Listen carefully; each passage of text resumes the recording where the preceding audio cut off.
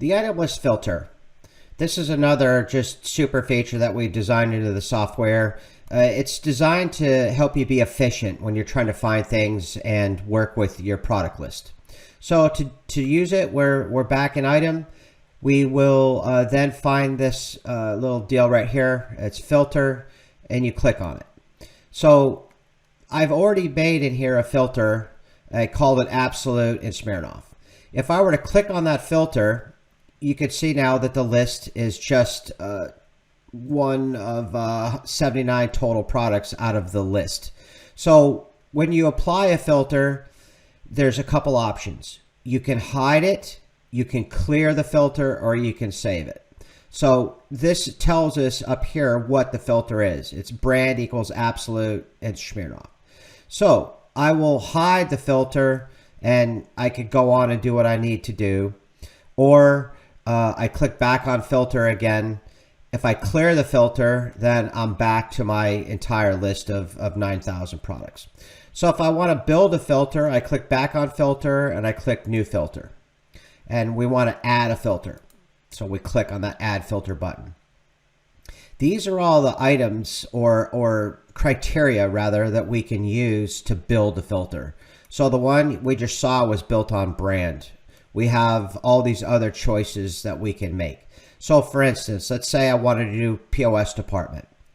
And these are my options for this particular type of thing. A POS department is equals.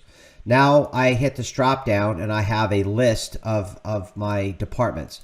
I can also type. So if I start to type just CIG, now I've got that list as well. So anytime you're working with one of these fields like this, if I've made a selection, I click the X, it goes away. If I start to type, it goes to that section of the list and I can pick it.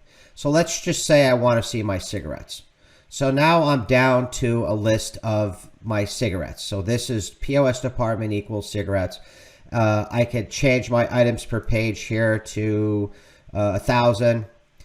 Now I've got a top-down list of all my cigarettes.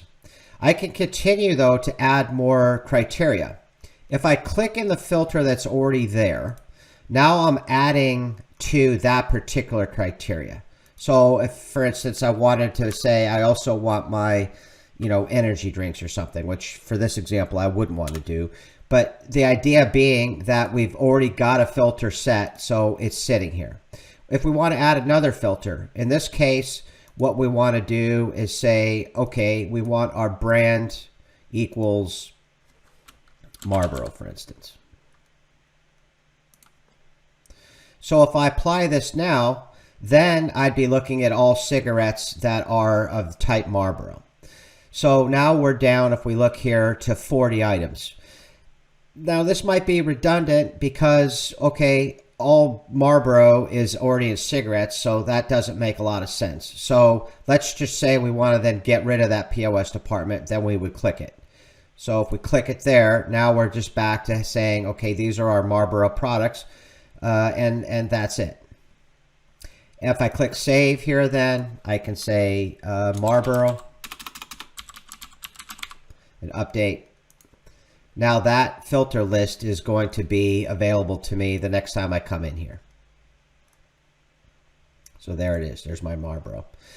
When you've built a filter, you also can edit that filter. So if I clear it and then I come back here to filter again, I have a little pencil here, and when I put my mouse over it, it says edit. This would obviously be to delete the trash can. So if I click edit, it pulls me back in and allows me to then do more things. So in here, I could click and say, all right, I want the 72s. I want these. So you can add all of those.